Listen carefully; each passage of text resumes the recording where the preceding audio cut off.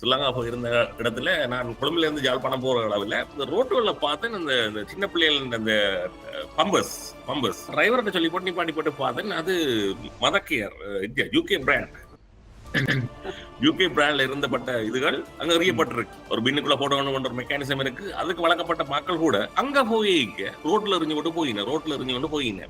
ஒருவேளை இப்படி இருக்குமோ தெரியல. ரோமுக்கு போனால் ரோமன் மாதிரி இது இரு என்று சொல்வதற்கு நாங்க இலங்கை எல்லாம் வீசுகின்றாரோ, ஆகவே நான் மாத்திரம் சரியான முறையில் வடக்கு கிழக்குல அழகான இடங்கள் வந்து பார்த்தால் ராணுவ முகாம்களா தான் இருக்கு, கூட்டி துறைச்சி வச்சிருக்கிறாங்க. ஆனா எங்களுடைய ஆலயங்கள் அப்படி இல்லையே. நாங்கள் ஒரு சமூகமாக சில விஷயங்களை தவறு விட்டு கொண்டு இருக்கிறோமா. நான் பாக்குறது என்னன்னு சொன்னால், நாங்கள் இப்ப கிட்டத்தட்ட ஒரு 30 வருஷம் ஒரு யுத்தத்துக்குள்ளால நாங்க ஒரு துவக்கின்ற வழிகாட்டுல தான் நாங்கள் போய்கொண்டிருந்தாங்க. சட்டம் ஒழுங்கு எல்லாம் அங்க துவக்கின்ற கையில தான் இருந்தது. இன்றைக்கு அவிட்டு விடப்பட்ட உடனே அந்த நிலைமை வந்த உடனே இன்றைக்கு அவர்கள் திக்கு தெரியாத மாதிரி நடந்து கொண்டிருக்கிறார்கள்.